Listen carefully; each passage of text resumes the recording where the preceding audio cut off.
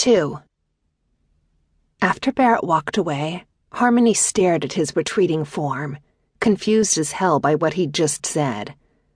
"What was that all about?" Alyssa asked, pulling Harmony's gaze away from Barrett's fine ass. "I have no idea." She pushed back from the table. "But I'm going to find out." Mama's house was much bigger than the one they'd grown up in. First thing Drake had done when he'd gotten his initial pro paycheck was buy their mother a new house. She'd objected, saying she liked her old one just fine, but Drake had insisted her old house was crumbling down around her. He hadn't felt right about her staying in it, and she had finally relented. Mama was a proud woman. She didn't need anyone to take care of her, and for years she'd been the one taking care of both Drake and Harmony.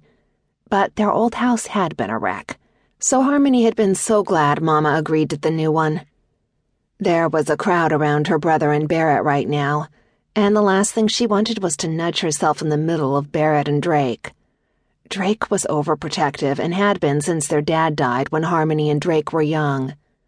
Mama had raised them alone, but Drake, being 2 years older, had put himself in some sort of parental role, which had been ridiculous at the time, but after Dad passed, Harmony had felt lost and leaned on Drake for support. He'd been her closest ally and her best friend. Until she'd turned 15 and had fallen madly in love with Kellen Smith.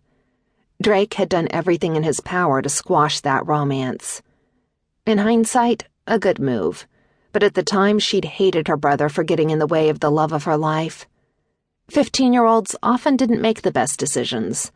Kellen had been fine-looking and had moves a young Harmony had never before been subjected to.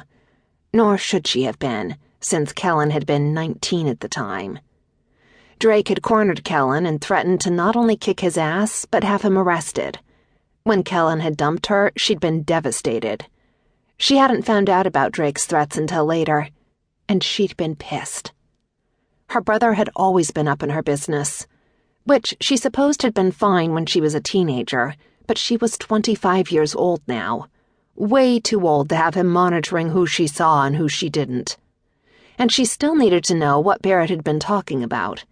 So she waited until Barrett wandered into the backyard by himself with the beer in his hand.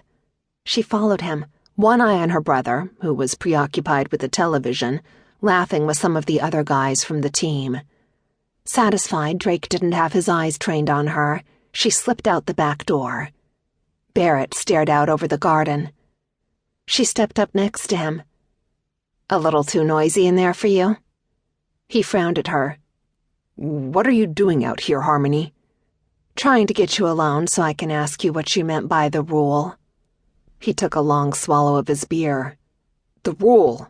The guy rule." Somehow she knew she wasn't going to like this rule. "What guy rule?" He turned to face her, his body so imposing. She imagined he was quite threatening on the football field.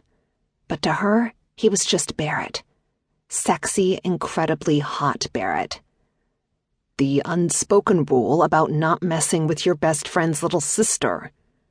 She gave him an incredulous stare. "You can't be serious." "I am." "That's the most ridiculous thing I've ever heard. I'm not a child, Barrett. I'm a grown woman who can make her own decisions. And you're a grown man capable of making your own decisions as well." He looked unmoved by her statement. "You're Drake's sister. That makes you off limits." "Unbelievable. What is this, medieval times? Who comes up with this shit? Do you guys get out a notebook in the locker room and make lists?" He didn't smile. "This is serious business, Harmony. And no, we don't make lists. It's an unwritten, unspoken rule. Every guy knows it." If her eyes rolled any harder, they'd roll clear out the back of her head. "It's a stupid rule." "Nevertheless, it's there, and I'll honor it." Before she gave herself a headache, she walked off back inside. Alyssa joined her. "What did he say?" She poured herself another glass of iced tea, still wishing it was that dirty martini, because this day was getting more bizarre by the minute.